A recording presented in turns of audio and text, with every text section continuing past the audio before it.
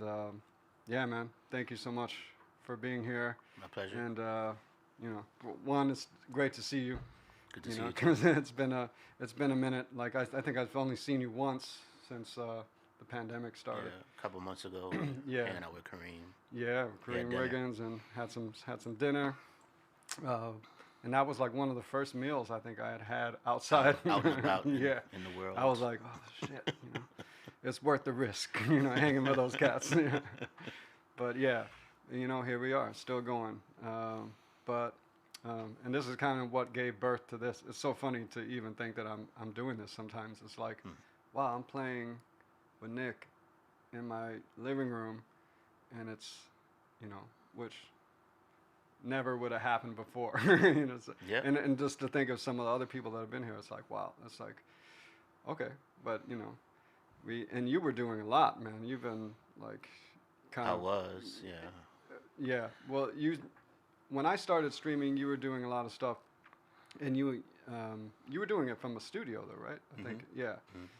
And but it looked great, man. Like the quality was incredible. Yeah. Your And shit I is was cool I was too. calling you. I was like, man, what are you using? Like, what are you doing? What? Yeah, it's like, No, you're because I high. was just thinking about it. I was like, I don't know if I should do this or I was like, but here we are. So, um, anyway, uh, but man, it's so funny because I feel like I've traveled with you a lot.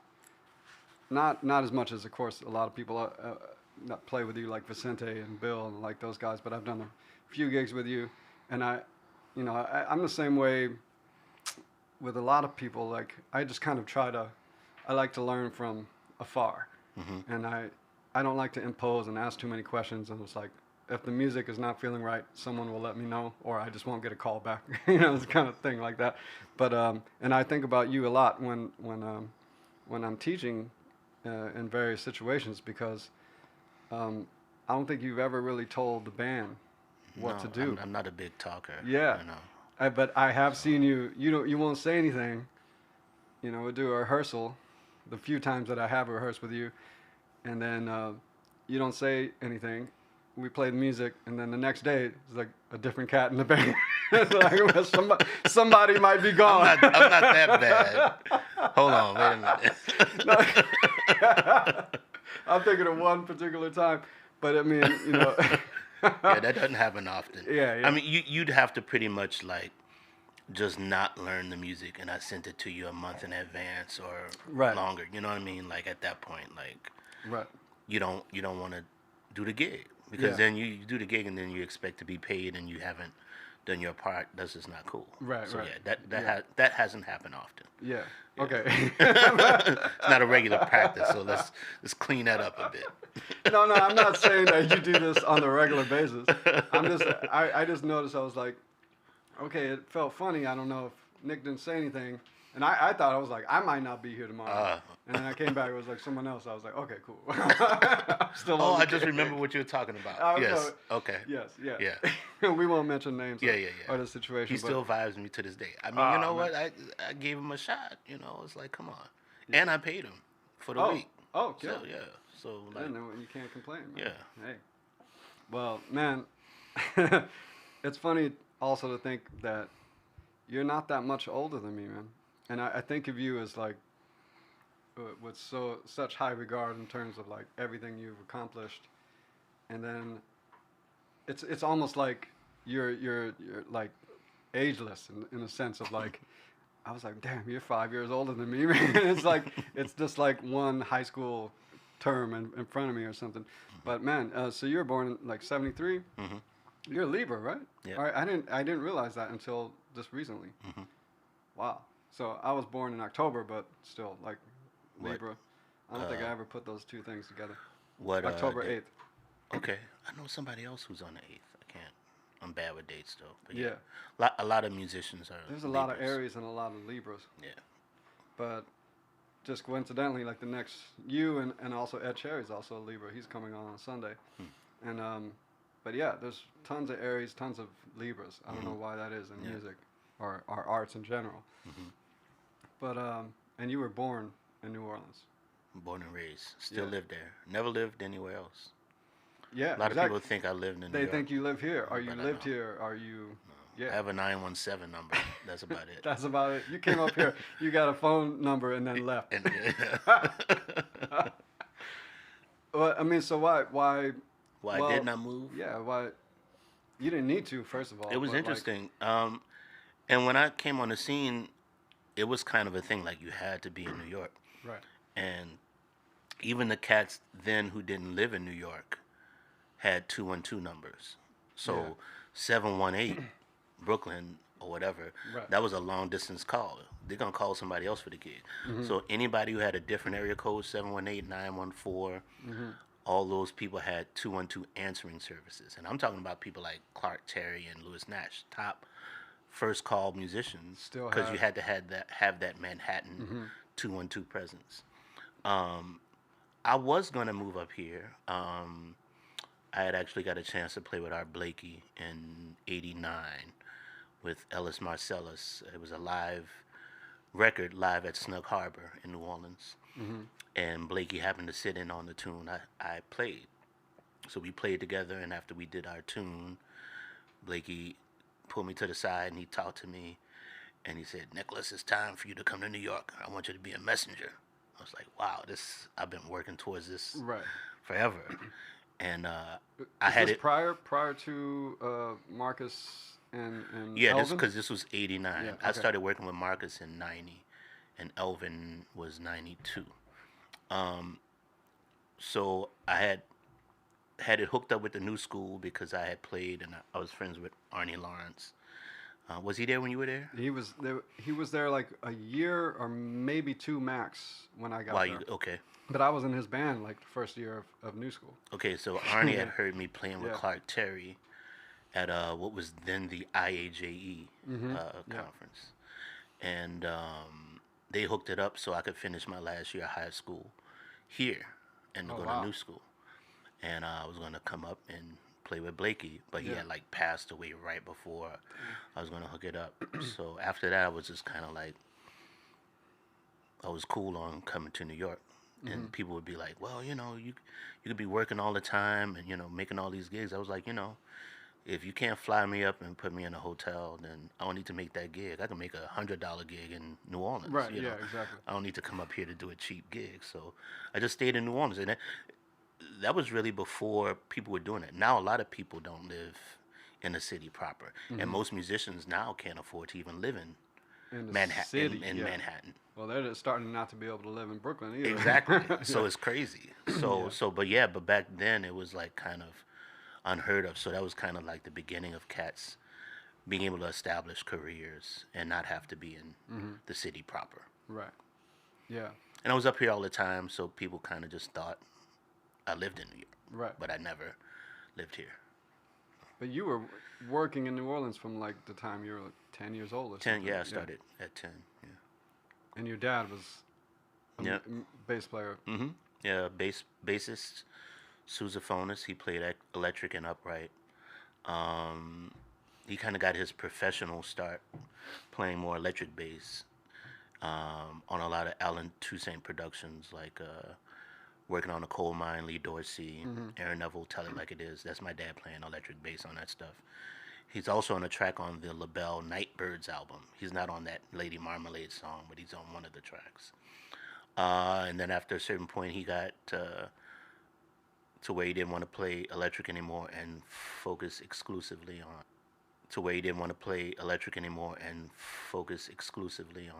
upright bass. And yeah, my whole concept, even like when we play funk sometimes in my band, and I'll have Vicente play, the upright still comes from my Comes dad, from hearing my your dad doing that, and like it works, Right. But yeah, and Was that like was there a lot of music going down at the house? Like yeah, rehearsals? absolutely, yeah, because we had a big house and a nice piano. So whatever bands my dad was working in, usually our house was the rehearsal spot. Yeah. So I would be, 2, 3 years old, crawling around and listening to some of the greatest musicians in the world. That's so killing, man. But there used to be this story my dad would love to tell, and I would always get embarrassed when he'd say it, but I guess it was a proud moment for him. They were rehearsing trying to take off a tune off an album or something, trying to transcribe it, and they couldn't figure out what the chord was. Mm-hmm. I was like 2 years old, and I had a little toy piano, and Yeah. I crawled to the piano and like put my fingers down. They were like, "That's it. That's the chord." Wow. So, so music is. When people ask me when I start, I can't ever really delineate when, because it's just Yeah. always been a part of my life. I've been playing on stuff ever since I could crawl up on it. Right. But little known thing is I started on violin before trumpet. I started Yeah, on I've only thought you started on trumpet when we were like no, 4 years old or something. yeah, like that. Yeah. started on Suzuki and I Oh, was wow. 4. And I might have gone, 6 weeks, a couple months. I didn't really like it, and I asked my dad to give me a trumpet, and he got me a trumpet for Christmas of my 4th year. But why trumpet? I mean, is there like It just spoke to me, and I think New Orleans being such a trumpet town, a lot of the people who I really had a strong presence and who I looked up to, they were trumpet players. So it was just something about it. It just felt like that's what I should play. And you were making, like, playing gigs from 10 years old. Yeah. Were you? I mean, obviously you're still living at your parents' house. Yeah.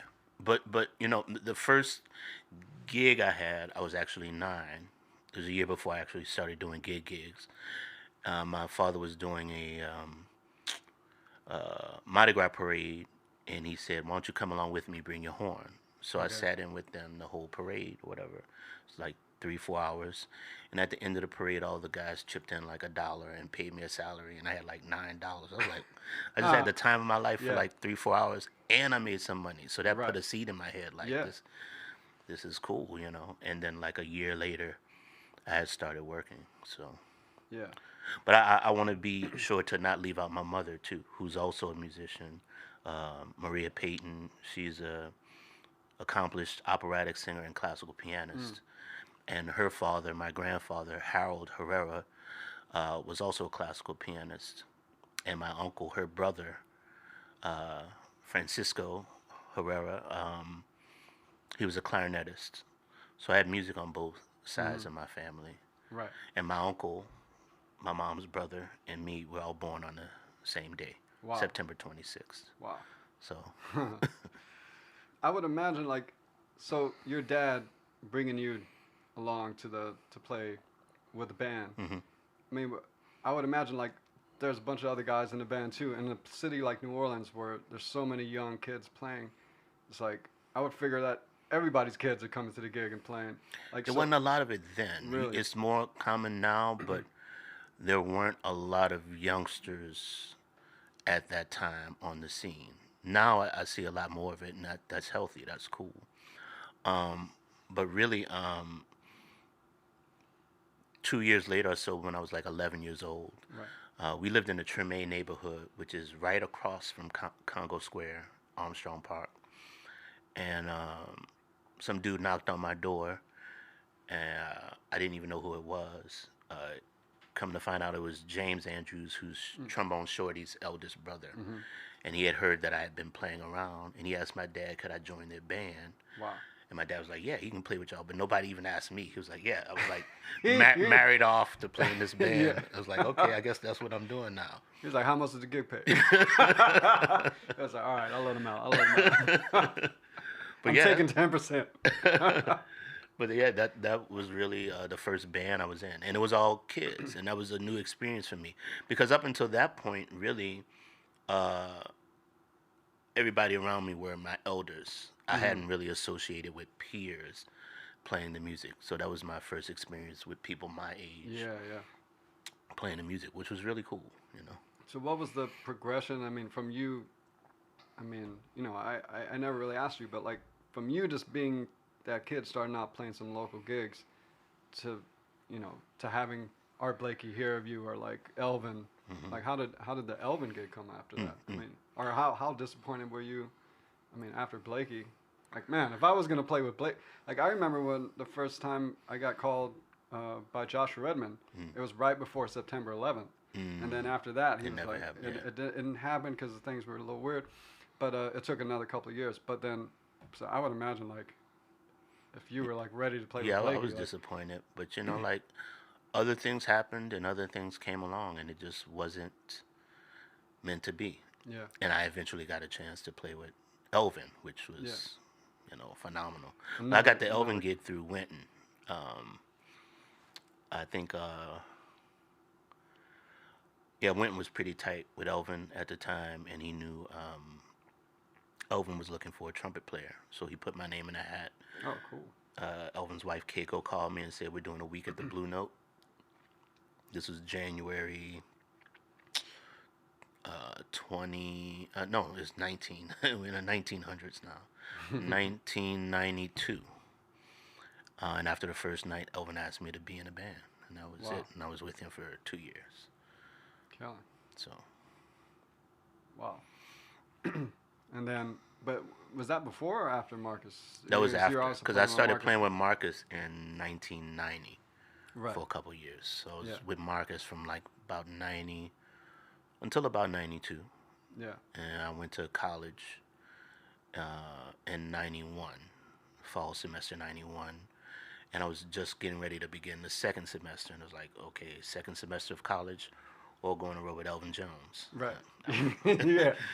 So what did you guys play on those Elvin gigs? Like, Some of his tunes, some of his wife Keiko's tunes, some of Thad, his brother's tunes, Thad Jones.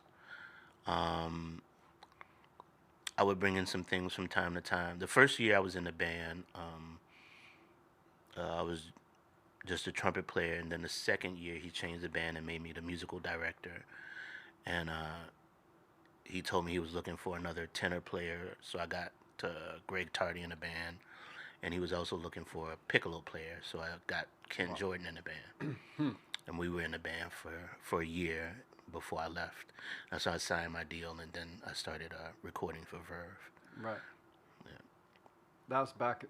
It's funny to think of like people asking for musical directors like nowadays, like in this kind of context. Yeah, like yeah, if yeah, it's yeah. not like a pop gig or something like that. Yeah. But like, I mean, I really wasn't directing anything, but it's cool to say that he would bestow that honor. But he was the musical director, really. yeah, you were arranging and writing out the music. Or Yeah, something. yeah. It's Calling the like shots. he was calling the shots. Yeah, yeah. I only was in the presence of Elvin once, like and it was only a workshop, like, and he played, but it was like never got to see him play with a band, and it's like still to this day, it's like, I wish I could have got to see that, especially Yeah, you guys playing with him. It was nothing No. like it. It's so forceful. Yeah, It really opened me up to a whole other world of possibilities in terms of the amount of intensity you can conjure, and still have to hold it together. You know, just like playing a brass instrument and coming up playing on the street in brass bands outside requires a lot of force, but then playing with him required a different force that was equally as challenging, if not more. But there's nothing else could have prepared me for. right. He came out of that school with train where they played one song, it'd be 40 minutes. Yeah, And he's the only band leader who got mad at me for not soloing long enough. Because sometimes I would think like, Ravi played a solo and then Sonny Fortune played, it was long out the start. Like, I'm going to just take 2 choruses and chill because everybody said everything. He let me get away with that a couple times. Then he cornered me. He was like, he got on my case. He was like, I'm hiring you to play, I was like, oh, okay. Because to him, like, it might take you 5 minutes just to get to that meditative space. And then you're just beginning. Then he wants you to go another yeah. 5 minutes. Wow. So, yeah, he required you leave it all on the stage every night. Didn't care what the rigorous travel day was beforehand. The people don't care about it. He demanded you give your all every night. And it just made me a lot stronger artistically and musically. Of course. So 2 years with him, and you guys were pretty busy, like. Yeah, it was a pretty busy schedule. Yeah. And then through that you got the attention from Verve. What was Elvin? What was the label he was on at that time? He was on Inja at the time. I did 3 That's albums, right, three right. albums with him. The first one was Youngblood, and I had Josh Mhm. on it, and Javon and George Mraz, and then we did an album called Going Home, Mhm. and then I did another album with him called It Don't Mean a Thing. Hmm. But yeah, it was a couple of things. I was working with a lot of people. Clark Terry, he was like really the first one to take me under his wing and put me on the international stage, and that's how I even got to hook up through Arnie Lawrence, who was gonna hook me up to New School. Mhm. So through Clark, so many different things. My first big record dates. This date I did on GRP with this tenor player, no, alto player, Amani Murray, and this album I did with Teresa Brewer, who was the wife of Bob Thiel, who produced a lot of the Impulse stuff, like the Train albums, all that stuff. And I was on that, and me and Roy Hargrove, we were the youngest people on it. Winton was on it, and Terrence Blanchard, Sweets, uh, Freddie Hubbard, all these Hmm. cats, and I was like the youngest Wow. person on the album. So Yeah, Clark because Roy really, is like four years he's like older. he's like three or four Yeah. years maybe older than me. Um, Was he like on your radar before that? Or yeah, but through Winton, and okay. actually McBride was too. I met Winton when I was around 12, and he was always traveling around, going to different spots and schools, so he would Mhm. kind of know who the young cats were. So he'd Yeah, always tell me, "Watch out for, yeah. look out for Roy Hargrove, or look Yeah. out for Christian McBride, my homie." So we all had heard about each other for years before we actually met. Wow. Yeah, And then you both got signed to Verve around the same time, right? Roy and yeah, Roy, yeah, around this, but he already had a deal on RCA Novus. Oh right, that's right. He Yeah, was with the several years before. yeah yeah So he was on his second deal by the okay time I got my first, because he was a yeah. bit ahead of me. Yeah. And that first record on Verve. So this is like I was watching some interviews with Joe Henderson, and Hmm. it's just kind of the same thing. It's like you saying Elvin Jones having a musical director, but in some ways I think of like okay, sometimes drummers like to have people that can help them with the music and stuff like that, Hmm. writing it out especially and arranging it. But like I thought of Joe Henderson, and I was watching these interviews of him talking about those Verve record dates, Hmm. where he was just like, I just left the music in the hands of the producer, like, Hmm. and like, what was your situation with Verve? Like, There. what was the Yeah, I was the antithesis of that. Yeah, I was very hands on from the beginning. And I used to get called. They would call me at the label the little troublemaker, because I would have a say in the music. I wanted to, right? which picture was on the cover.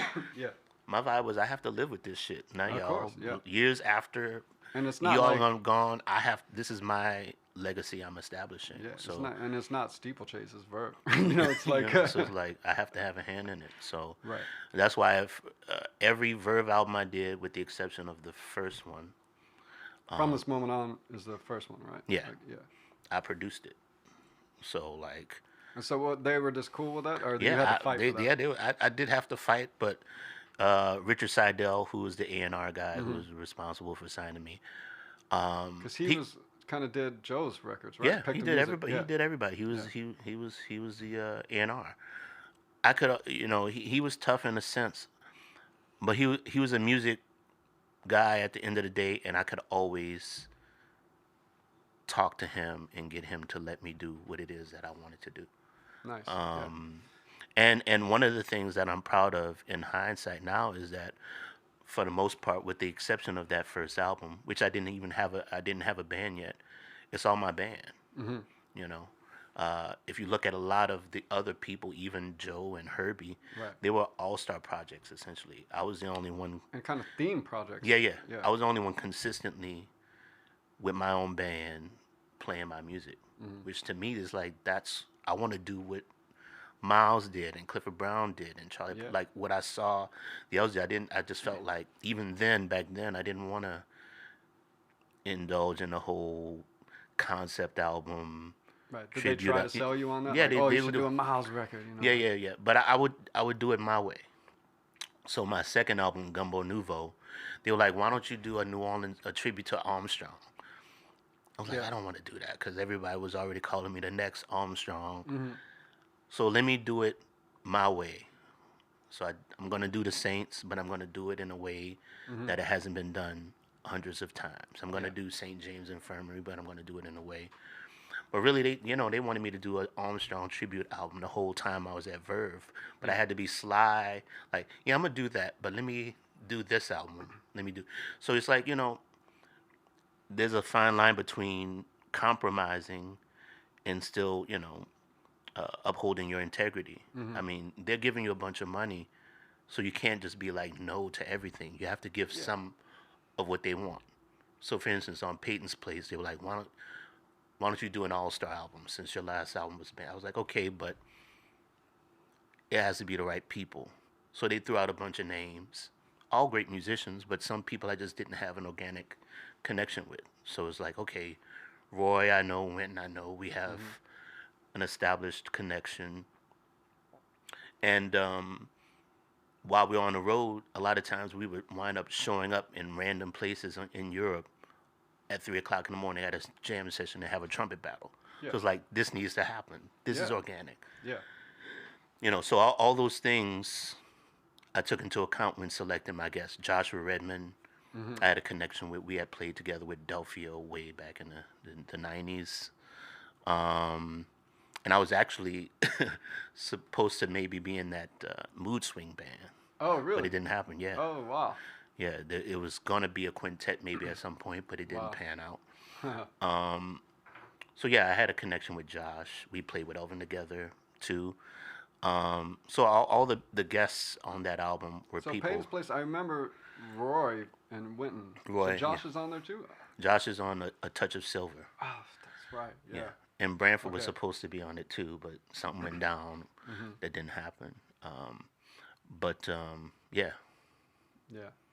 So yeah, that was my That's my version. record, by the way. Thanks, Payton's man. Place was like because it also marks the year that I moved to New York, and a lot of guys that I'm really close to, even though we don't play together all the time, like Robert Glasper, Marcus and EJ Strickland, Carl Zabati, and several other cats. Like we went to the Vanguard like right after maybe a few months of being in New York, and that band, you guys had just. I think we're going into the studio the next We day. were Or so that recording stuff that week. that stuff you heard, we were getting ready for Peyton's Place. Yeah. So we hadn't yet recorded Concentric Circles and Baptist, all that stuff. Yeah. So I had written it, and we were touring to get it ready for the album. Okay. So that's And what we- y'all heard. And we walked in, and this was back when the Vanguard did 3 sets on Sundays. Mm-hmm. And we walked in on Sunday, last set, and it was the most killing shit we had ever seen, man. Like, I recorded it. Like I had my recorder like under the table, or like, and man, I played that tape out like crazy, and I played it for so many people, and then I lost it. I don't know what happened to it. It's like that, it's like that Herbie story when he lost that bootleg. But I lost that tape. I was like, damn it! And then I found out when I got to know you later that you I had it. Yeah. And you're like, I got it. Yeah. And then I finally, like after a while, you put it on a blog. Mhm. And is that still up? Can people? I think find it's it? on my SoundCloud. Yeah, it's like that is some of the most ridiculous music I ever heard. And then so I was waiting for the that album. record to come out, and I think I was in Houston when it came out, just coincidentally, and I had a friend that worked at this place called Cactus Records, and I was like, man, I want to get the new Nicholas record. He was like, oh, well, come the day before at midnight. And I'm putting all the CDs on the shelf. You can get it the day before it comes out. Like I went there like after hours, and he like gave me the CD or sold it to me. I don't know how he sold this back in the day, but he just take cash, and it was like nothing was on the register really. So like, yeah, but I bought a few records. I bought that record. I bought Kenny Garrett's record with Pat Metheny on it, the Coltrane tribute. I bought that record like the day before it came out, and it's so funny to think about it now because like release dates. Yeah, they don't matter. They don't matter anymore. Like, but before, you used to have It was people a big like, deal. like, if you can get the record 12 hours before everybody else, you were like the shit. Yeah. It was like back in the day, man. But yeah. But I met you for the first time like in the audience. I went to go see the Kansas City band. Mm. And I met you there, and Mark Whitfield, and I stayed in touch with Mark, and I ended up working it out for he came to my high school and did a workshop like my senior year, and then I bumped into you right after I moved to New York, and I think it was a Greg Tardy gig. Like that was one of my first nights out in New York going to see music. Was it at the Minetta Lane Theater. Okay, yeah, I remember that. And then the next time I think I saw you was at the Vanguard. Okay. Which was just like 4 months later or something like that. But yeah, that was Greg Tardy's band with Aaron Goldberg and Harland. I think was Harland in the band. I know. No, it was Marcus Baylor. Oh, that's right. Was it? Was it Shedrick on piano or no? No, they were roommates maybe. Baylor. Yeah. We were no. Who you I said? feel It like was Goldberg Eric? was on. Okay, maybe you're Goldberg right. is on the record. Okay. Yeah. All right. And Eric is on the record. Okay, but definitely Marcus Baylor. But Marcus was on the drums. gig. Yeah. I think. Yeah. Because he's from St. Louis, and so Greg grew up in St. Louis too. So. Man, I remember, you know, Rob and me, Glasper, we were waiting outside to get into that gig, and you know, this it's kind of a terrible story, but it's also kind of funny. There's two things I remember. It was like definitely I remember seeing you play. It was the first time I had seen you play live. And I remember this story about Rob. And we were waiting to get in Minetta Lane Theater, and this woman comes out, and she's kind of like looking kind of cracked out, you know. And she asked for money, and I say, "No, I don't got any money." And Rob pulls out $1. Like he gave her like $1, and she was like, she took the dollar and walked across the street and gave it to somebody. And then the guy gave her like, it was like the last dollar she needed to get that fixed. So I was like, that's why I don't get people. He was like, man. It was hilarious. And then they were like, okay, you guys can come in and check out the show now. Glasper like being all like trying to, a heart of gold. Well, you know what? I give people money even if they look like they're going to do something like that, because it's like, you never know. And that's on them what they decide to do with it. Right. There's this cat who I used to see outside of the old Iridium when it was on 63rd in the basement of the Empire. And now he's turned his life around. He works at Lincoln Center now. He has a job. He's all suited up.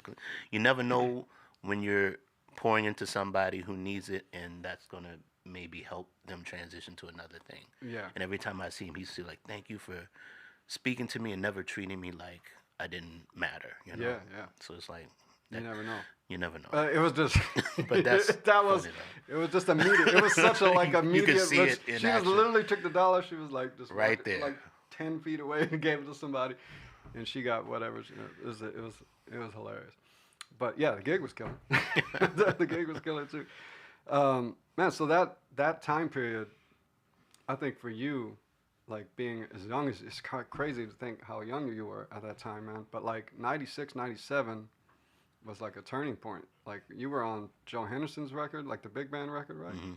Around that time, like the Jimmy Smith stuff, you had Peyton's Place.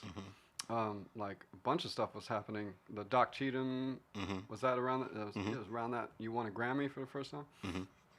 So how did that project come about? With like, Doc? Yeah. I had met him maybe 10 years before that when I was working with Clark Terry. See, Clark Terry is very instrumental in opening doors for me. So I was on a cruise with Clark, and Doc Cheatham was on there on the cruise with his band, and I went to go check him out. I was very shy then. I still am shy, but you know, I mustered up enough courage to go speak to him and say, excuse me, Mr. Cheatham, I'm Nicholas Payton. I'm a trumpet player from New Orleans. And he just lit up. He's like, New Orleans? I knew Louis Armstrong and King Oliver, and they were the only guys who were nice to me back when I moved from Nashville to Chicago. And King Oliver gave me a mute, and he just went on all these stories about Armstrong and Oliver, and talked to me his whole set break, which is something I value now because you know how precious that time is. Man, yeah. But he just was very gracious, talking to me the whole time. It was like, come up and play with me, and invited me up to sit in the whole set. He had never even heard me. Just from my energy, him talking, he just had faith in me, and that was the beginning of a relationship I would have with him for the rest of his life. Yeah. You know. So yeah, we had known each other before, and I actually made an album with him before that. I think it's called Swinging Down in New Orleans. I played on few tracks, and but then yeah, I was signed at Verve at the time, and we worked it out so that we would do an album together. And because it was my deal, they were like, "Well, you want to be a Nicholas Payton?" I was like, "No, this is about Doc, so put him first, you know." Yeah. And But that's then how that came together. You got the Grammy for the best solo on the No, record. well, we both did. Oh, really? We both did, Oh, but it was so just then it's- posthumous. So it was for Stardust Okay. for both of us, yeah. Yeah. But he just had passed right before it happened. Wow. Yeah. That's crazy. But I actually played his last gig with him at Blues Alley right before he passed away. Yeah. So, did you ever record anything with Clark? Not formally, no. And Interestingly enough, we didn't. We Yeah. played a lot together, but did you guys ever talk about it? we did, but it never really happened for whatever reason. Did he have some good Miles stories? Yes, none that I can share. Because he on was this kind of thing. nurturing to Miles as well, right? Yeah, I think he was kind of an asshole when they first met, but he made up for it. Yeah, he kind of vibed Miles like. Yeah. Clark was talking to some girls, and Miles came in, this young kid, and he was like, whatever. But he felt bad about that, and he vowed to never do that again from that situation. Wow. But Clark has been instrumental in a lot of people. Diane Quincy Reeves. too? Or what? I'm trying to think of who. Oh no, I'm getting my stories. I know they mixed up. were Yeah. close friends. I don't know Yeah. in terms of mentor-mentee situation. But Diane Reeves, he mentored her as well. Terry Lynn Carrington. So he's made it his life's mission to help out young people while he was here with us. So Yeah. I can't thank him enough for everything he gave me. So. Man. That would have been killing to hear you guys together, man. Yeah, I mean, there's some live gigs and stuff like that, but we never made like a studio album, you know. Yeah. It's funny, like you ever heard there's like I mean, his influence even on Miles is Yeah, crazy. it's very It's like- palpable. One thing that for me where you can really hear it is that Porgy and Bess album, particularly because he's playing flugel. Like you can really hear Clark very strong. Yeah. Huh. And also, who else was on Verve that I know? You probably have some crazy stories about. Is everybody I know that has played with Jimmy Smith Oh yeah. has some Jimmy Smith stories, and that was around that same time, like 97. Yep. You guys did Damn and Angel Eyes. Yeah. Was that from the same session? First Yeah. date, yeah, two Yeah. different albums though. Okay. All the Yeah. ballad stuff went on Angel Eyes, and all the groove and the hard hitting stuff went on Damn. Yeah. The same several dates. Yeah, that was. It's the stories about him are so outlandish sometimes that I was like, that just can't be true, man. They are all true, and probably worse than the recount. I met him once, and Mark Whitfield introduced me to him. He was like, "Hey, Jimmy, this is young Mike Moreno. He's a guitar player." He was like, "Can you play?" And I was like, "No one had ever just like this was Asked like you straight out. What just do you straight say? up." He Yeah. was like, "I don't even Can want you to talk to you Yeah, yeah. unless you can play." Can you play? And if you can't tell me if you can play it, and I was like, "Yeah, I can play." Yeah. And then he was like, all right. He was like, it's like, motherfucker, I'm not even want to acknowledge. Why are you in my dressing room? First of all, or can you play? If you can't, then you need to leave the dressing room. Like, that's what that question. That's the intent to me that I read. Old school, man. They didn't care, man. That was a different level of tough love there. Yeah. You can't do that now. You have a case, you know, people be trying to cancel you or something. Some of the stuff those older cats did. Exactly. But you were tougher for it, you know. Totally. It was just hilarious. And Mark was dying, man. Mark just laughed. I'm sure. He loved Because it. he knew. And then I think I told Russell Malone, and Russell Malone had some. He was like, "Oh, you met Jimmy Smith?" He was like, "Oh shit!" And then he's told me some really crazy shit that happened to him. Man, but also finger painting was done around that time, the '97, and I first heard about that record when Mark Whitfield came to do the workshop at my high school, and I picked him up at the airport, and when I was taking him back to the airport, he was like, "Oh man, we just did a record of all Herbie Hancock music with me and Nicholas and Christian," and I was like, "Man, I can't wait for that shit to come out." But yeah, that was a killing record too. Like senior year of high school, we were all checking that record out. Yeah, I knew when we were doing that it was something special about it. I had never been so relaxed in a recording session. Hmm. Um, I think one thing was like playing Herbie's music, and Herbie is pretty much my favorite pianist ever. So I was very familiar with the material.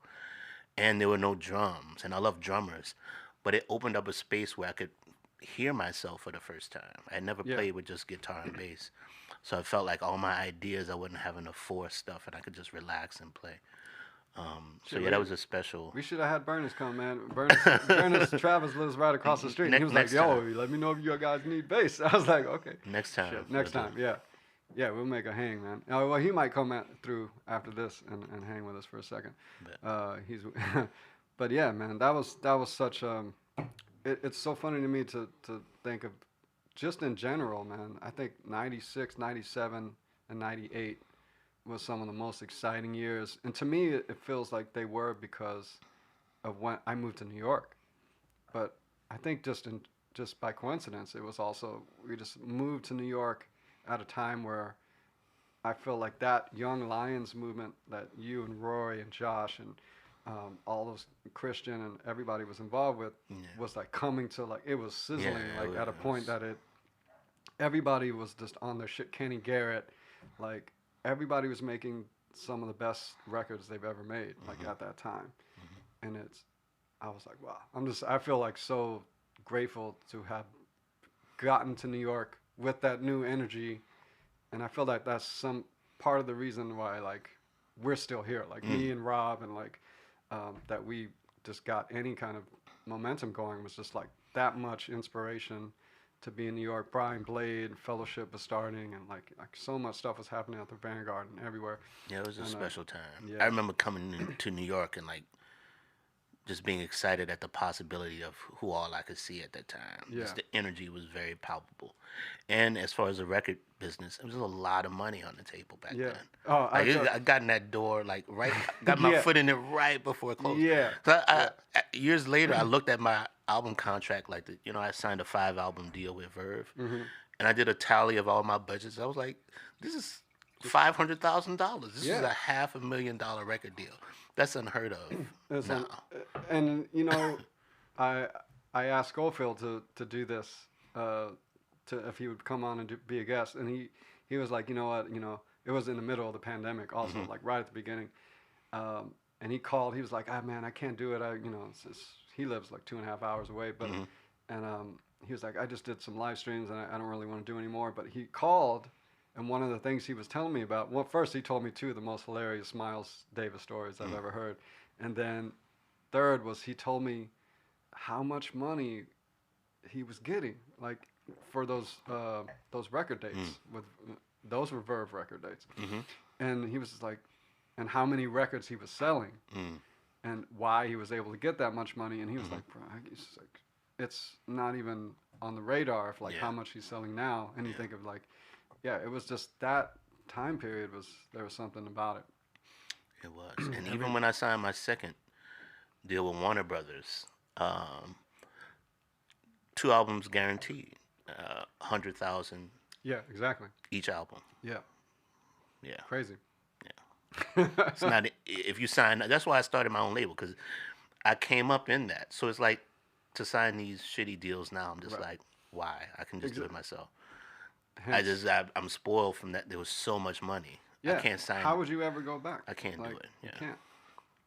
And I think it like hit a peak right at that time because I mean you were with Verve up until like 2000 or something when you did 2000. one Yeah. record for Warner Brothers, Yeah. Sonic Trance. Right. That was the first time you ever called me, I think. Hmm.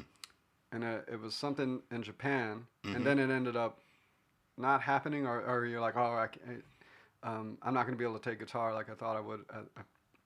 But something happened. I don't remember what it was, but that I just remember it was that gig. It was the Sonic Trance gig, and what what happened? Like what happened with Verve, or Why did that end? why did that end? I think it was just time, and Well, that was I guess it was a contract. You said yeah, five it was records? 5 albums, so Yeah. it wasn't a drop situation. They didn't want to continue, neither did I, and Mm-hmm. Warner, I was actually going to be there it was out of Verve and Warner at the time. I just had decided to go to Verve. Um, there was no trumpet player at Verve at the time. Mm-hmm. And but then like right after I signed over talking to them Roy The came, Roy, I was like, yeah. oh shit. Nothing against him. Yeah, But it yeah. was like, yeah, so yeah, Warner had Wallace at the time. So I was like, I just want to go somewhere where there's not a trumpet player. Yeah. But yeah. And but you did one record for Warner, right? Yeah, well, Sonic two. Transgression.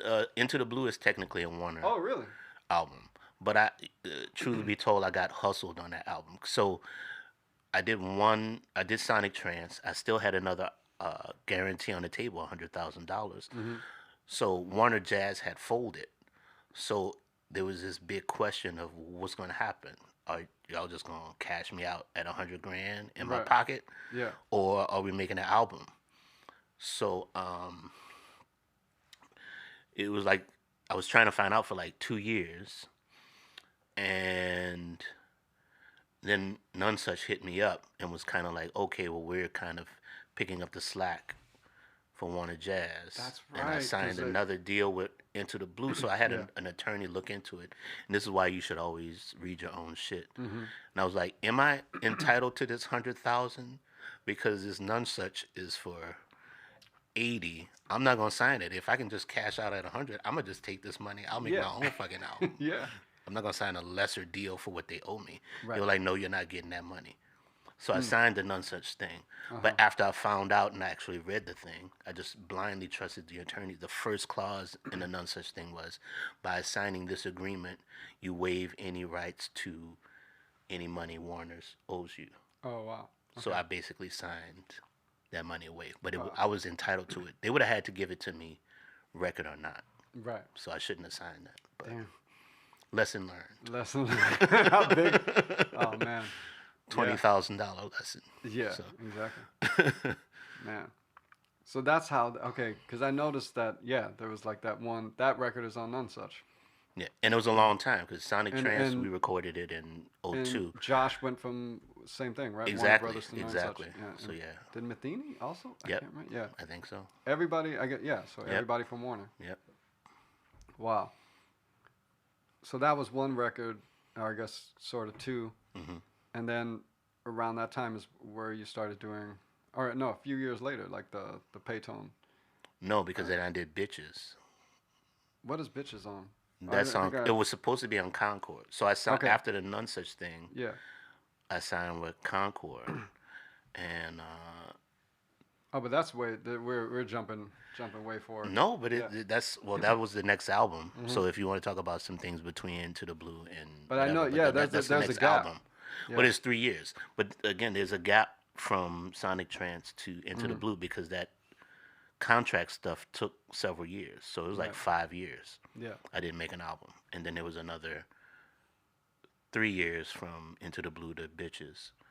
But basically, I signed to Concord, and this was a licensing deal. So now the budget is way lower. Yeah. When I got to Concord, it was like 30,000 now, so I went from 80 to 30. Right. But I was like, I'm not giving my stuff away, so it was a licensing deal. So Okay. basically, I got my stuff back Right. after 5 years or whatever the term was. What I was doing. So the A&R kind of kept it secret that I was doing a vocal R&B album, but Concord thought they signed a jazz trumpet player. Yeah. Yeah. And so they hear the album, not only is it me singing on everything and playing all the instruments, and it's R&B, but it's called Bitches on top of that. So you can imagine they were like freaking out. Like they had a meeting, they were like, we have to meet. You got I remember I was in Tel Aviv and they were like, we have to meet now. So I had to fly straight from Tel Aviv to LA. Oh my And God. we met with my manager, and the whole meeting was, you can't call this album Bitches. And I was like, well, okay. I was like, I'm open to changing the title, but I'm going to need you to hire an independent marketing team because I don't feel your jazz marketing knows what to do with this album. So if you can't give me a guarantee, and I'd already been posting about it's going to be called Bitches, and there was a lot Right. of buzz. So I was like, Yeah, there's yeah, a yeah. lot of buzz already. So you got to give me something if I'm not going to go with this. And they Right. refused to do it, and I refused to change the title, so we parted ways. Wow. But a year later, I got my master's back. Signed another deal with a independent company in Europe. Got another advance. Remixed it, remastered it, put it out, and I've now a licensing deal, and now I have it. I own it. So Yeah. got my master's back. Yeah. Yeah. Man. And after that is where I started PAYTON, because I was like, okay. Yeah. But even some stuff before that, that last tour I did with you, like a European tour. I mean, it was a while ago, and that was the first time I think I had heard that your record was coming out. It was gonna be called Bitches, and we did a gig at the A Train in Berlin. Yeah, you could. And it was like Nicholas Payton Bitches, and I have a picture of that. And I was like, that was the first time I had seen you officially call the band. I was like, Bitches. Vicente Arden, Mike Moreno, and Corey Fonville. Corey Fonville. Yeah. Yes, yeah. I have a picture of that, man. I got to find all that stuff. Hilarious. It's somewhere. That's the downside of everything being digital. Is like I lost so much stuff, man. All those I have pictures from 2004. Like I can't find anything before 2011. It was crazy. But also that tour was directly after you wrote that manifesto, like I don't know, what do you call it? Is it a manifesto or just an article? It was the BAM article. Yes. And then like we went to Europe, bro, and then we went to Belgium, and people were flipping out, man. They were just like I remember they interviewed you, and they were just like, how can you say these things that you're saying? And everywhere we went, people were just asking me like, what do you think about this? And then people were writing like me stuff while we were on the road. It's like that got so much attention. It was almost like fuck Wayne Shorter, you know what I'm saying? It was like that kind of like, yeah. It was pretty crazy, man. But I knew when I started doing that, what it was gonna be, because I was Anna Salo was my manager at the time, and years before, like 2009, she started managing me, and I was blogging, but I had all these other ideas too I wanted to put forth, but I was like, I can't put those forth. She was like, you should write like the real shit. I was like, what's gonna happen if I do it. Yeah. She's like, go. I was like, and then I just went for it. But you really took like the internet as like your new instrument, I feel. Yeah. Like at a certain time, even before, and like only people that knew you from a certain time, like 2005, 2006, will know you had like a mailing list. Yeah. And you used to send out the kind of same things thing like before that. Yeah. Yeah. And people were tripping then. And it was like only the people who were on the list. Yes. And then when it was just like whoever can click a link and now read your thoughts, was like, oh shit. And then, but that also opened up the doors to anyone being able to criticize your way of thinking. Sure. So it was just like a whole, it's like opening up that box, man. Mm-hmm. But I mean, how did that? I feel like you just, well, you don't really care. I think in one way. I mean, but yeah. like, I mean, I again, like, I knew what I was getting into years before I did it. Right. First of all, I was writing about the same shit for years before. Why that post took off more so than the others is still a mystery to me. But I knew I was perhaps onto something, because I remember I was in Baltimore one afternoon, getting ready to do a gig with Warren Wolf at On D Music. And I was in my hotel room before the sound check. And this was when Twitter was the big thing, before Instagram really popped off yet. And I was just tweeting, just live stream of consciousness tweets. And I just kept rifling off these tweets, and people were getting like either real excited or really angry. And like after that stream, I realized, I was like, there's something about this. I don't know what it is, but Yeah. I felt the energy. So I just copied and pasted each tweet. Yeah. So each line in that post is basically a different tweet. Yeah. So I didn't conceive it as a whole. It was like a solo, like I was just playing phrases. And when that stream was done, that was the end of that post. So a lot of people call it a manifesto or a poem. I hear all these things. But really, each line is just a different tweet. So I Right. didn't conceive it as a whole. People think I did, but I really didn't. now I'm remembering exactly. Like, and you even wrote about that. Like, I Hmm. didn't write it as that. It was like a series of tweets Yeah. that I put together. But well, whatever. Yeah, whatever.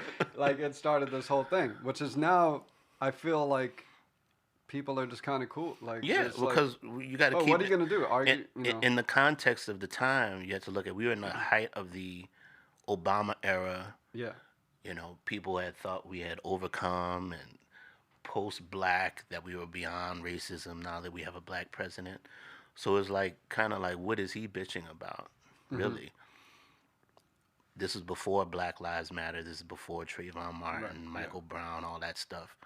So like post all that stuff, post Black Lives Matter, post George Floyd, Yeah. that shit don't It seem doesn't. crazy now. Yeah. Like, yes, America's still racist. Right. So like, it's not prophetic as much as it was just calling the shit as it was in its time. And now it just took, maybe 10 years for people to understand where the fuck I was coming from. Right. But like now it's like And almost mainstream. right. Like Tulane University has been the first university to eschew their jazz department for a Black American music department. Right. Was talking to Jesse about that. Yeah, so it's Yeah. like, and I didn't campaign or petition it. That happened outside of me. And of So course, it's starting in the perfect place, like New Orleans. Like, sure, if there's any schools in the world that is just, that should happen first, you would think it would be New it Orleans. makes sense for Yeah. sure. So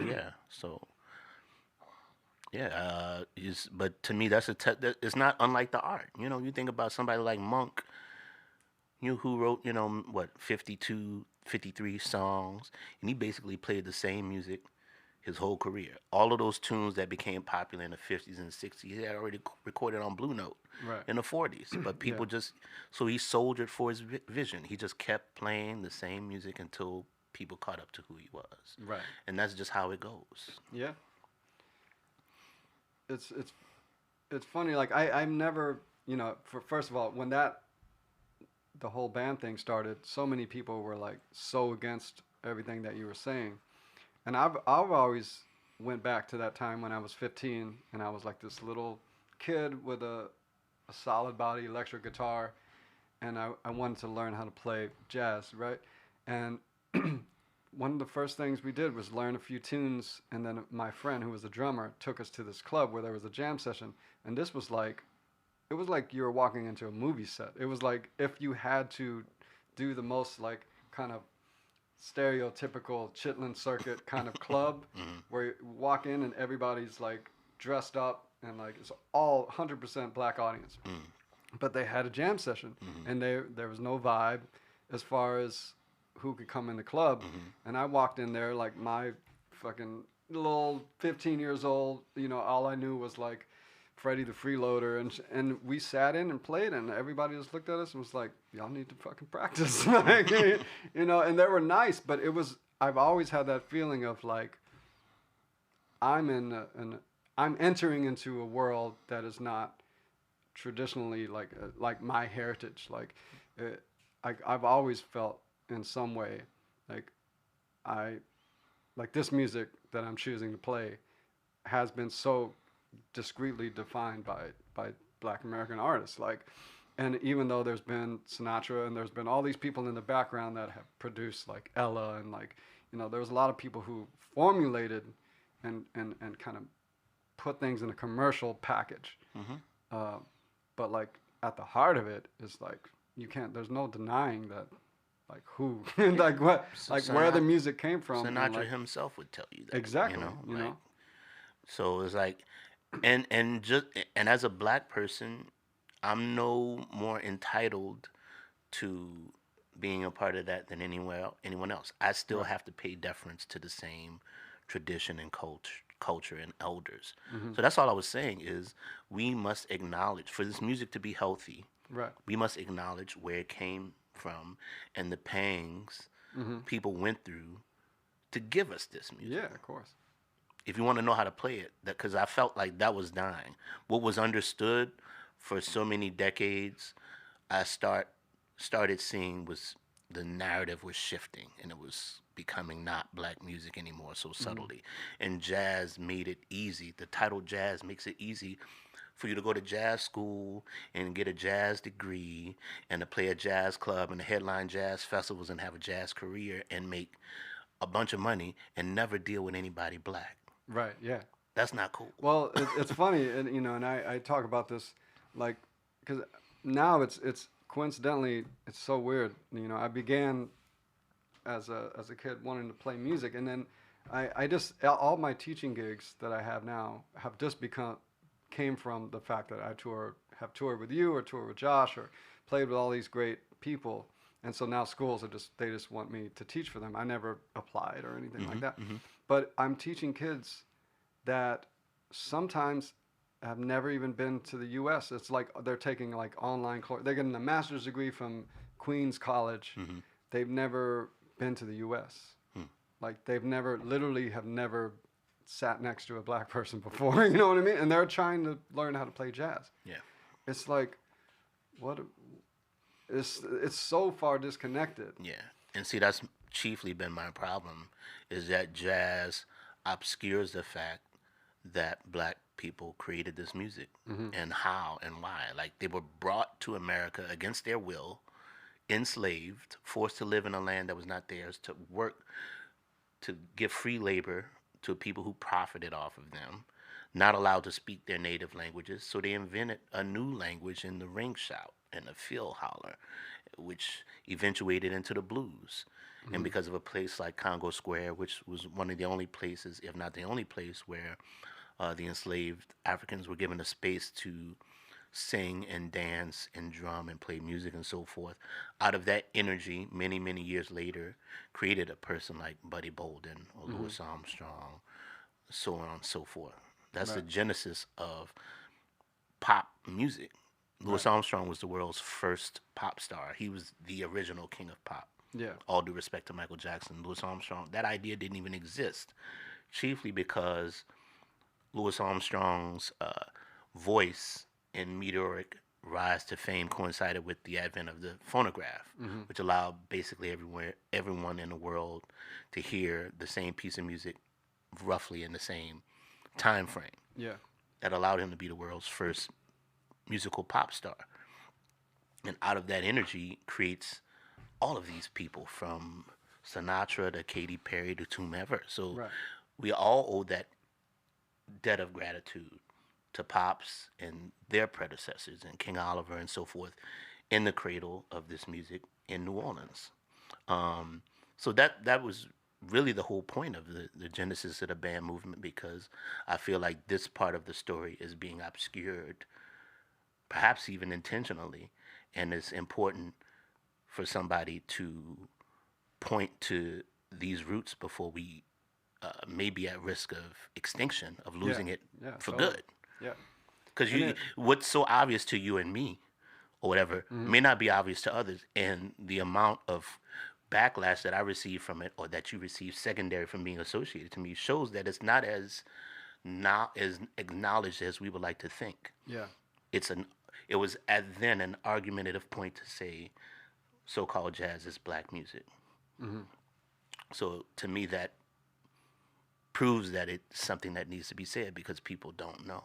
And most importantly, black people don't know it's their music. Because you have to ask most black people, they think it's white music. It's funny, if you go to Houston and you talk about jazz, they're like, I love jazz, Kenny G. It's like, and you have like a really, if you go to a Kenny G show in Houston, it's primarily black people in the audience. There you go. And I mean, it's like, That's their sometimes favorite jazz musician. they're selling, they're buying their, the bullshit. But, nothing against Kenny G, whatever, he's a man making a living playing music, and he has an audience. But, like, it's funny, like, Houston is really like a smooth jazz. It's smooth jazz, man. Yeah. Like, it's funny to think of, like, Jason Moran and Eric Harlan and, like, all like Glasper. And, but yeah, when I was a kid, like, the jazz scene really was just in a few places in our high school, and that was it. Like, there's a few local musicians playing, but really, we learned to play in a funny way, like, at school, and like just a few clubs, like just playing in a room, like Yeah, I don't think I've ever played a club in Houston. By the time I was started going on the road, the only venue I can really remember playing in Houston was the Camera. Yeah, exactly. That's it. It's like unless it's Never the played camera. never Yeah. played a club in Houston. No, there's none that can afford to bring anyone in. Yeah. There you go. New Orleans is So actually kind of like that, strangely enough. yeah, You people don't talk tour about New there. Orleans. They're like, I'm gonna go to New Orleans and I'm gonna hear some amazing music. I was like, shit, good luck trying to find it. It's like there's like a bunch of guys playing for fucking $50. Like, Yeah. and you know, there's like amazing musicians like you that live there. But you know, good luck if you can find them you have playing to- in town. Yeah, exactly. You have to get lucky and seeing them sit in with their like. Or just nowhere to go that's off the beaten path. Yeah, exactly.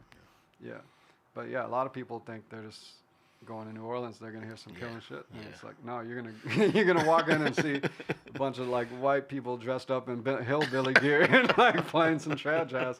That's You're a like, sad whoa, this is fact. killing. This is no, it's a funny place, New Orleans, man. It's so there's so many people there that's like you can literally find anything like you're looking for musically. almost. Definitely. And it's always been that way. Yeah. Always been that way. So,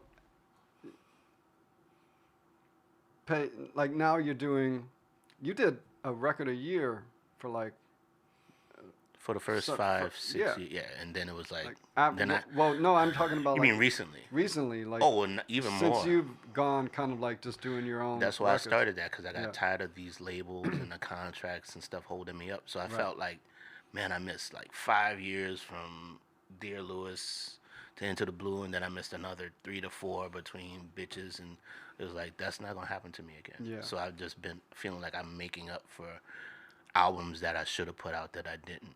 So that's why I started my own label, because now I don't have to wait for anybody else in their release schedule or the other artists. Right. I can put out what I Well, want when I I've want. always said if you have the money, like, if a record label is only willing to give you 30 grand, like Or less. someone like you is able to just like I had a record that was already done, Exactly. That's my and next like point.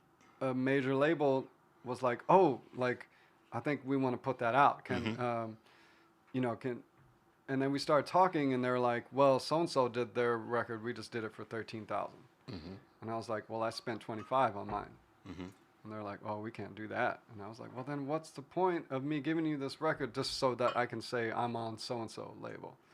And maybe there's some benefits to that, but like, it's also just like, I'm basically paying for something and then taking a loss, like a huge loss, like a 10 grand loss.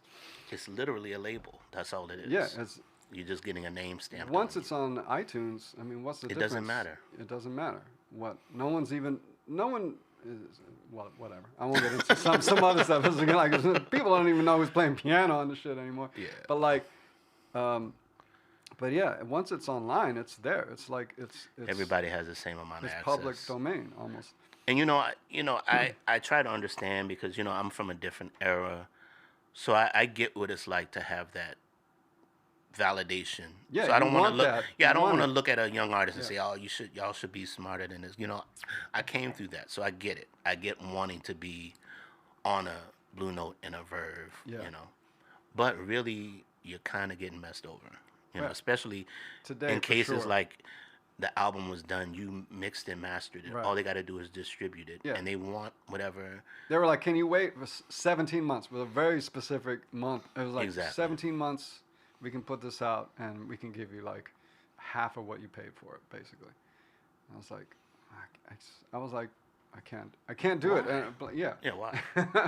And now I've seen where cats are doing Kickstarters to raise funds for albums that have come on major labels. Yeah, Like, what? exactly. Well, So the I'm label is not gonna even they're not even going to invest the money, which to me, minimally, that's all a label can do. Well, this label I'm thinking of, which I mean, it's I a think I know huge you- label. yeah. Yeah, and almost everyone I've done a record with has put in at least $5,000 of their own money just to pay the guys a little bit more money, or to get like a few extra hours in the studio to do some editing or whatever. It's like, come on, man, you can't put in an extra $5,000 and like. That defeats the purpose to Yeah. me. And now you get guys that have hookups to studios. So they're not, the labels are not even paying for studio time anymore. They're just paying the musicians and paying to put the record out, basically. Wow. So it's but yeah, man, but still it's like that. It validates you in some kind of way. So you gotta. It's almost like you're paying for, uh, a nice jacket or some shit like that. Like, I'm on this label, so, help me get that. Maybe this will get me more gigs, and which will turn into more money. Maybe, you know, or you'll get. That reminds me of something Louis Armstrong said, and it holds true, Yeah. regardless of race. But the idea, he said, if you want to make it as a black man in this world, you got to have a white man put his hand on your shoulder and say, "This is my nigga." Wow. That's essentially what we're saying. It's like someone to validate you to say, like, yes, they're valid. They, that's where we are with it. And the same holds true 100 years later. Right. When Black Benny told him that. Yeah. And I just watched that Ella Fitzgerald documentary, and it's like a lot of her career was controlled by like one white guy, like picking the set list, picking the material. Even though there's like, it's like, and I was talking about this with Jimmy Green, and he was like, man, Ella could have sung anything and it would have been a hit. Mm-hmm. It doesn't matter if it was Cole Porter or like, it was just like somebody was like, you're gonna sing this. She was like, whatever, fuck, I'll sing anything. It's gonna sound good. Like, but it's funny to think that what would people have done if they were their own producer? It's like almost like what would Ella have chosen to sing if she just had like complete 100% freedom? I don't know. It's an interesting thing about, but who knows, man? It's like, but what that quote is amazing. I've never heard that quote. Mm-hmm. Yeah. Wow. I think it's in his first book, My Life in New Orleans. Guy Black Benny told him is who he credited as telling him that. Wow. Yeah. So, PAYTON Records, you were doing like, I mean, since what was it, like 2015? 2012 was the first one.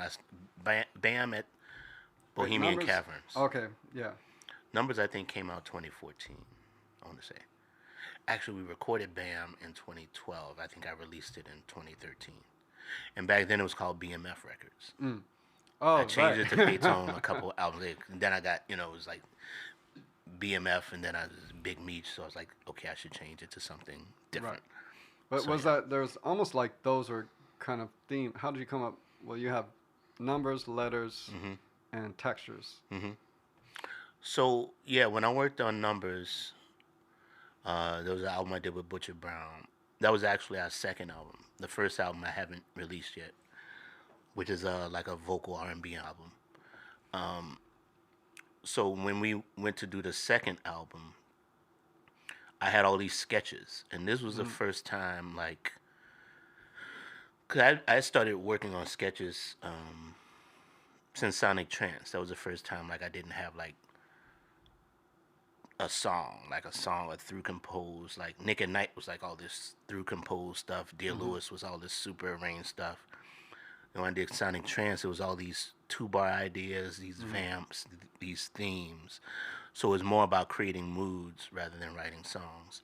So that was the beginning of me feeling like I didn't have to have a whole AABA form with a bridge and with this and that. Like, the motif and the idea is good enough. And if you hire creative musicians, they can expound upon it and make all those things happen. Yeah. So I had all, my phone, I got so many ideas. So much so that, knock on wood, if I never write a song again, You have I'm enough good. material. I'm good. Yeah. So when I go in the studio, I literally go on my phone and beat pick. Like, okay, this one want to work, this one, this one. So as a means of organizing. I hope you're backing all that stuff. Yeah. So if I go on in my phone, they were listed as numbers. Your voice memo, they catalog it as numbers. Yeah. So I was like, okay, idea 1136 is going to go into 50, and then 50 goes. So I strung these tunes along, and most of them, the songs are in sections of 3 or 4. Each section is actually a different motivic idea. Okay. So I just kind of figured out which idea would work and go into the other idea. Now the interesting thing is, I didn't even take into consideration changing keys or modulation. Like, so those ideas, they just work. So it really affirmed my idea, like, if it all comes from the same space, it's gonna be related. Yeah. So whereas the song 3, which a lot of people like, or it works because it's the same composer and it comes from the same sincere space. I liken it to, like, if you shop for clothes and, like, you find a tie you like, okay, pair of shoes, I like this jacket, I like this shirt, I like this pants, and it could be over a period of 10 years you bought this stuff, Right. and then one day you just go to the closet and put this outfit together that looks like a fit. Yeah. But it was really conceived in pieces over a long period of time. Yeah. It's the same thing with these ideas. So it doesn't matter when I wrote it. It's just going to work. So I didn't have a title for the album. And the last song I did for the first album I did with Butcher Brown was called One. So that's why the first track on Numbers is called Two, because I had already did one.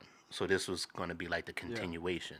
I was like, why did that confused people? Yeah. I was like, but when you look at it and the track list, it's like every tune it says 1, 2, 3, and then 2, 3, 3, 4. I was like, is that the intention or like? It wasn't, but yeah. Okay. So that was the beginning of me, like, really getting these ideas and starting to formulate them and put them together a certain way to create an album.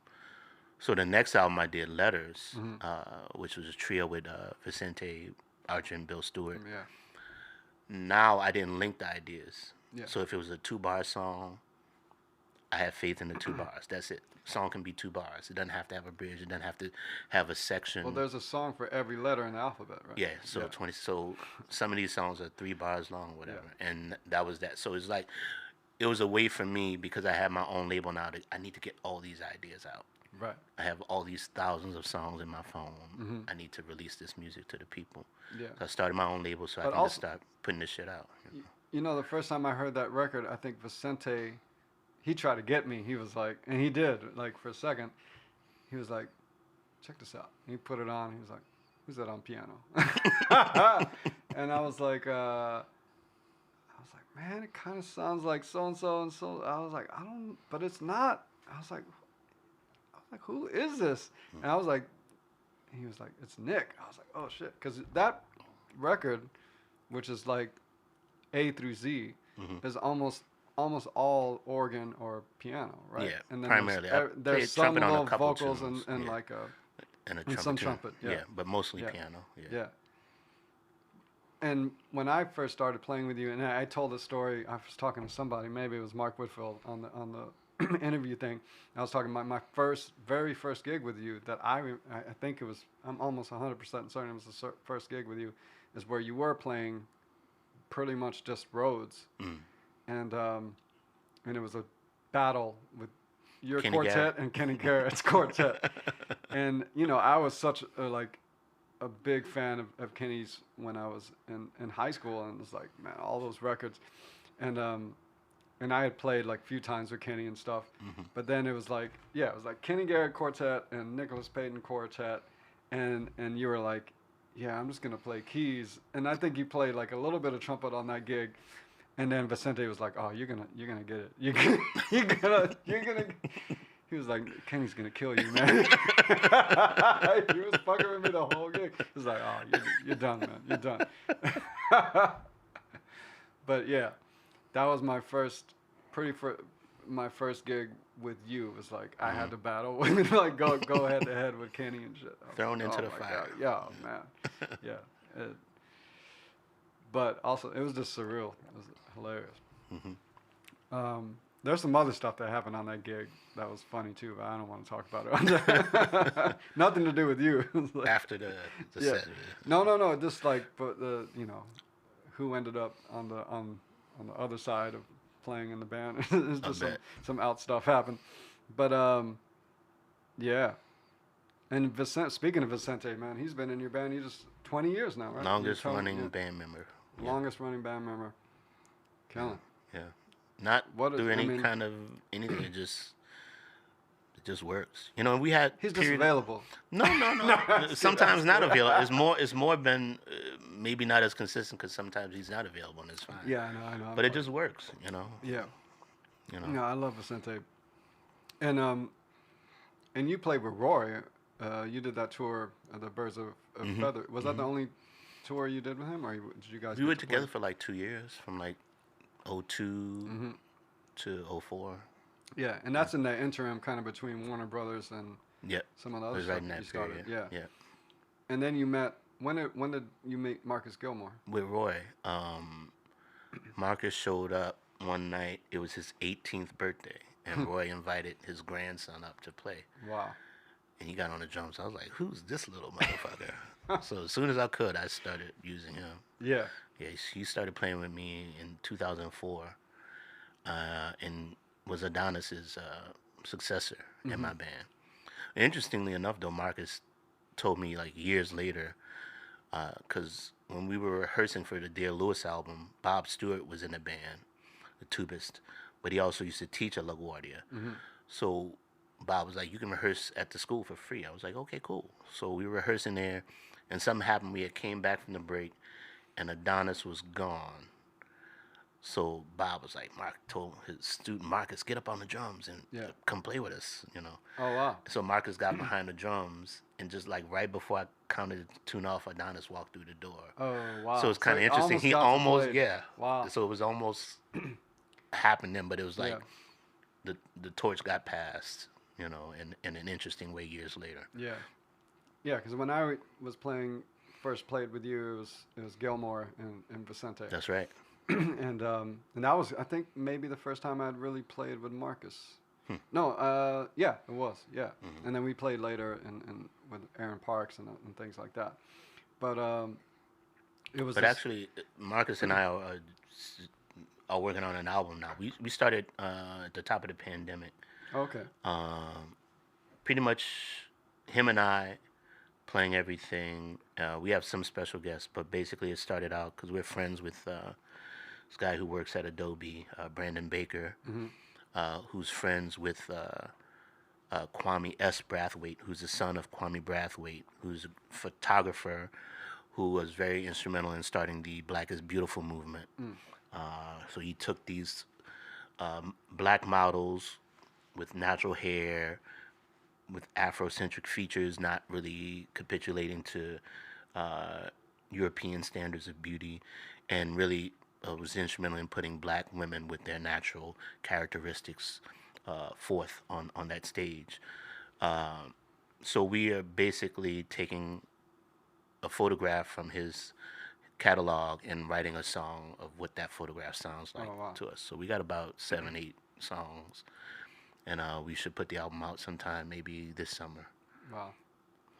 Yeah.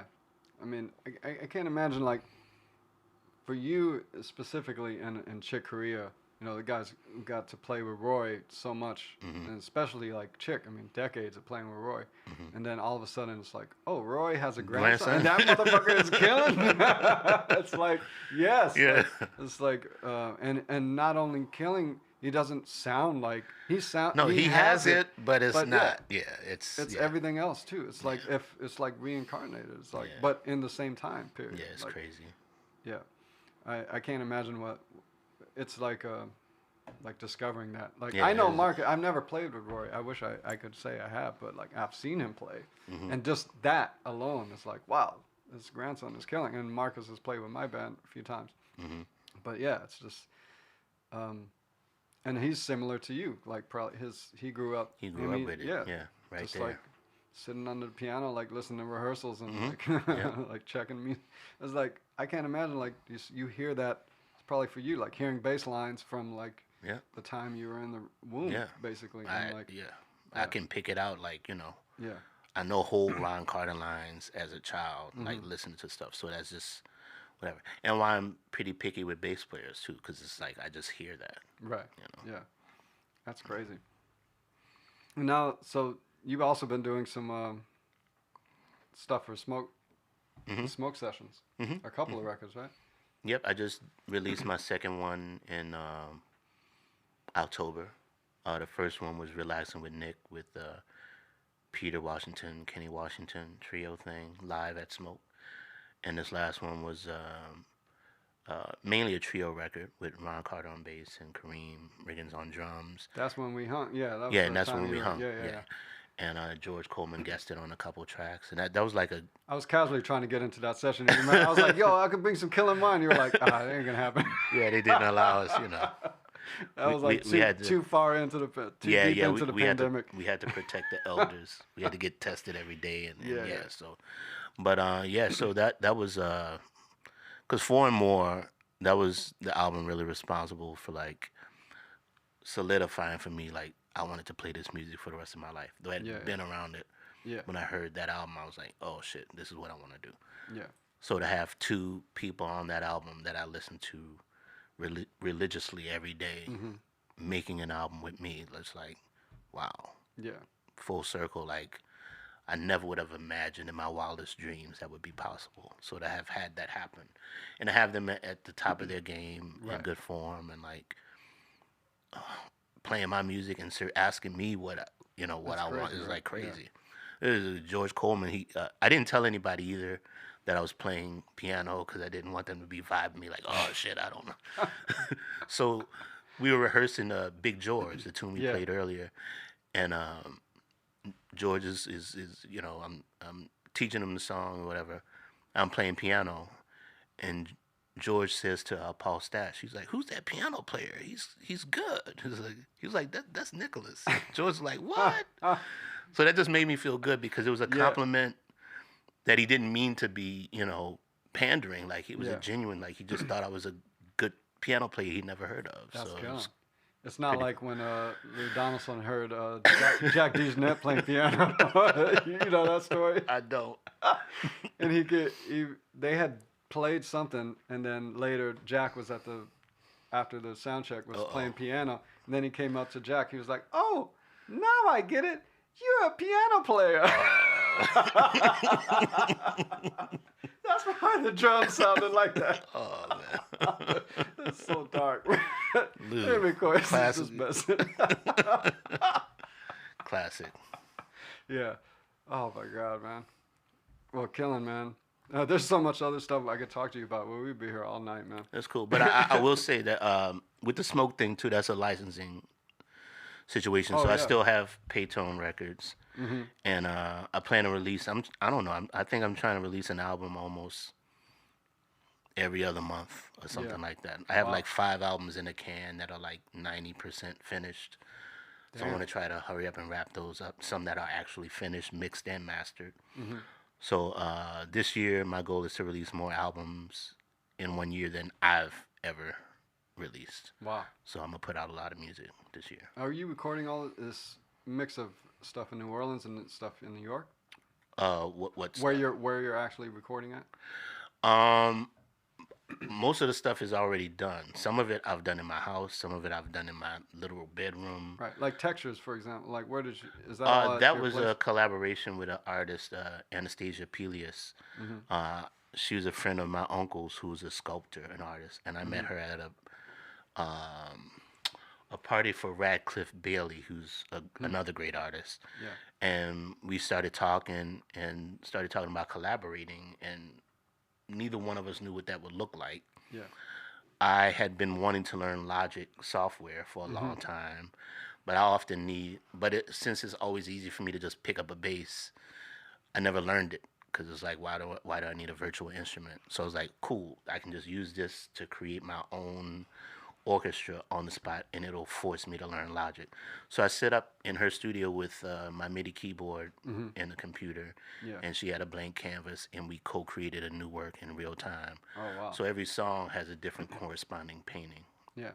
to it. So that's how that came about, and that's my first like all in the box, no acoustic instruments, Right. all computer based, all soft. Man, synths. that track is hard, right? There's a Yeah. That's some killing shit. I mean, there's a lot of killing shit on there, but it's like, that one particular track I remember was being like, damn, that's some bad shit. Thank yeah. you, bro. But man, so much music, man. Still going. And still going. Yeah, man. And it's yeah. Today you can kind of do it if you have the music in your head. It's just like it can almost get out as fast as you're hearing no it. buffer. Yeah. You know, I think I quite possibly may have released the world's first COVID quarantine album. Quarantine with Nick. And that's first, the best, also the best album cover. It was a spoof at first. I asked Stash, I was like, yo, I have this joke I want to do. He was like, are you cool with it? He was like, totally, go for it.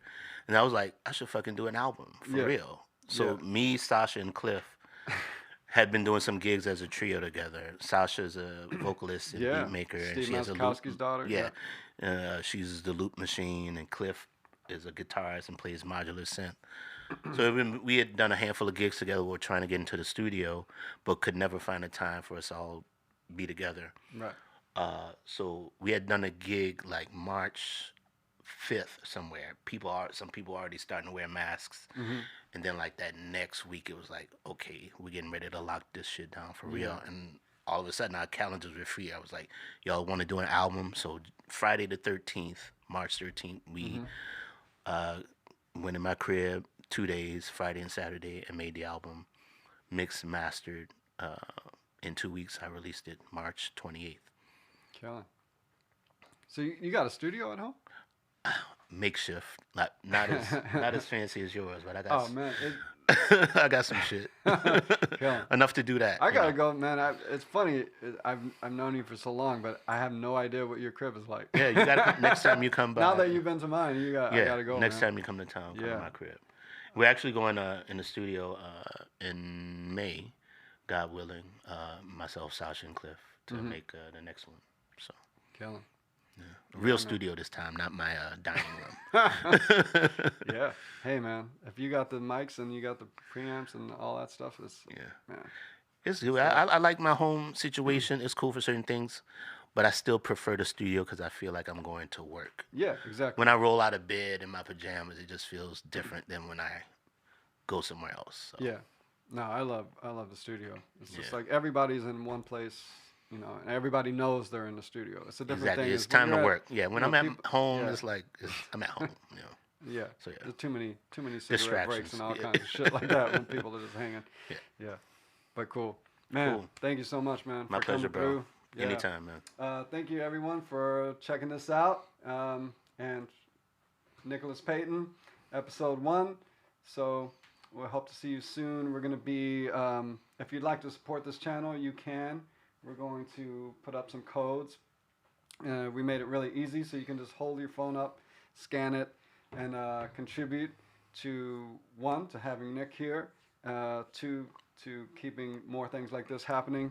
And, you know, this is one of the kind of ironic things that happened during the pandemic is like things like this. A lot of people are kind of moving into more online and streaming and things like that. So, yeah, if you'd like to see more, there's definitely a lot of possibilities. So we like to keep it growing so you can contribute if you like, and Venmo, PayPal, like all of that stuff. So, but thanks so much. And there's also the live set that's up, so you can check that out for the next 3 nights. And if you send $25 or more, you can have a private link to that if you request it as well. So thanks so much, and we'll see you next time this Sunday with Ed Cherry. Cool.